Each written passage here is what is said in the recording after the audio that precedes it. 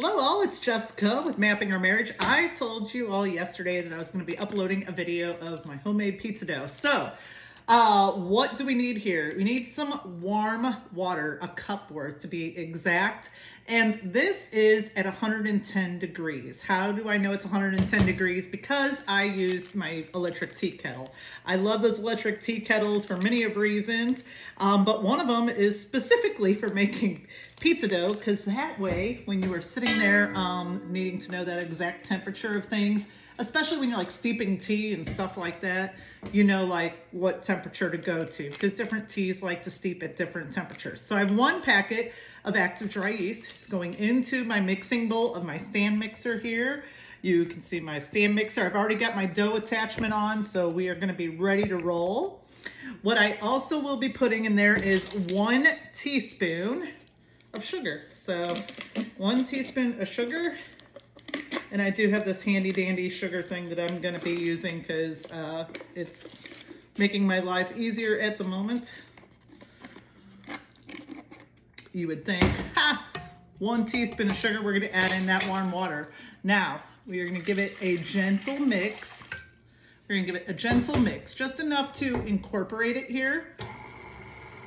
And that's it. We're going to let this sit for 5 minutes. I will be back. All right, you all, 5 minutes has gone by. So what is next in this process? We are going to go ahead. We are going to turn the dough hook back on. Okay, so I get my KitchenAid stand mixer here. Now to this, I'm going to get this out of the way. To this, we are going to add 1 teaspoon of kosher salt. Now, kind of a cool tip I learned back in the day. Kosher salt is always great for the kitchen, but out at the table, sea salt. Okay, so kosher in the kitchen, K and sea salt for the table. So 1 teaspoon of kosher salt. I just took that right out of my little salt shaker here. Now, garlic salt you can use, granulated garlic. If you have some fresh garlic, I don't know, you want to go that route. But right now, I'm just doing some, this is just some garlic powder. I buy garlic powder in bulk because we go through a lot of it around here. You are going to use a 1/4 of a teaspoon. So I get this up to the top here, we'll be doing even better. A 1/4 teaspoon of garlic salt or garlic powder, either or will work in this instance. Next, 2½ cups all-purpose flour.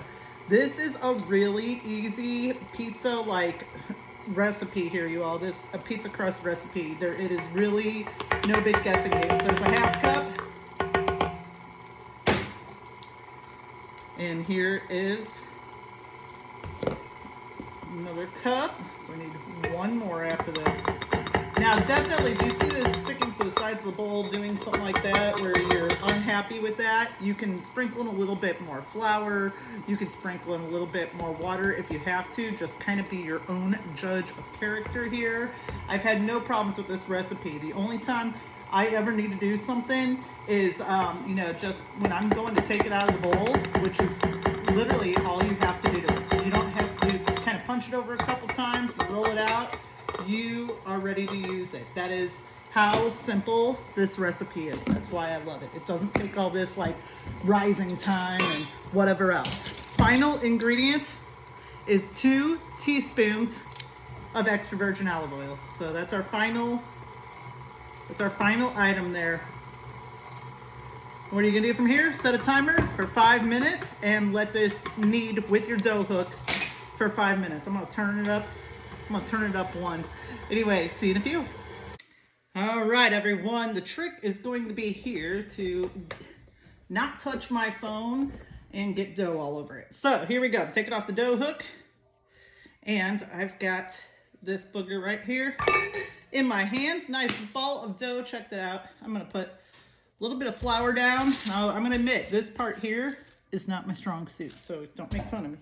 Don't make fun of me. I'm gonna get a little flour on my hands. So after you've taken it off the hook, you need to just kind of fold it in a couple times on itself, okay? That's just something that the recipe sits there and says we should do. So we're gonna do that. We're gonna fold it in on itself, keeping the flour nearby in case we just need it, okay? So we're ready to work with this, it says. So I'm gonna put, I have this old school rolling pin that's ancient. We're gonna put a little flour on there. And we're gonna start working this out. And I'm gonna be making a deep dish pizza in my cast iron. So I'm gonna be trying to make this a little bit bigger, wider, to ensure that it's going to work well with my cast iron size for my deep dish pizza. Now, if you're wanting to see what happens here with this deep dish pizza, now that we have created the sauce and created the dough here, you're gonna have to go over to Facebook, follow Mapping Our Marriage, tune in. Today's date is April 5th of 2023 if you need to search for it, but that is where you are going to find the video. It has not been produced as of this moment because I'm still making the crust, but it shall be up soon. And you will get all of my tips. Now, see, here's my problem. I can't figure out how to stretch this to the shape I need. This is my issue. And I guess you just got to keep being patient and working with it. that is my downfall. That is my downfall.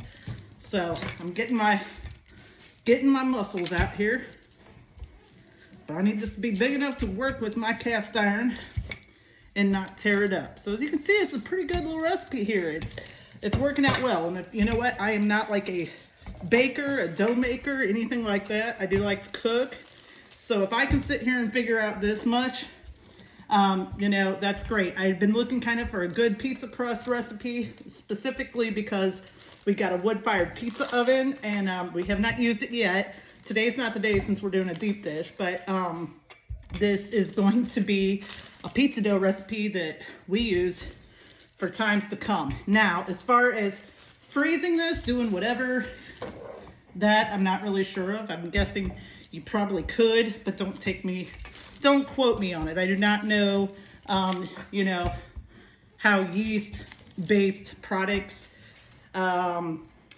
sit there and do for like freezing and refreezing, like pre-baked or whatever else. Now, I'm sure if you went ahead and just baked a crust on its own or something, you probably could, because then it would be just a crust you're sitting there freezing. But I don't know about it as a raw dough. I apologize. So if anybody does know that answer out there who's watching this and you are some kind of pizza crust guru, please fill me in and let me know. Let my viewers know, because it's just something, you can show my skills here are not the best, and this is probably going to make people who are good at this really cringe. One, I don't have good videoing skills because I'm new to this, but yeah, this is a learning experience, a learning process, and I am also like arthritic, so trying to watch me do this is probably painful to you as it is to me. Let's put it that way. That's why I don't do a lot of this stuff. But for the love of pizza and for the love of deep dish pizza day, it's exactly what we are doing it. So this is exactly what is happening, you all. This is exactly what's happening. So I think this is going to be big enough to work with now, and a good size shape where I can trim it around or do whatever. I'm looking at my size of my cast iron. I think this is going to be great. So that is all. So if you want to see the rest, now you got to go find me. So I will talk to you all soon. Bye.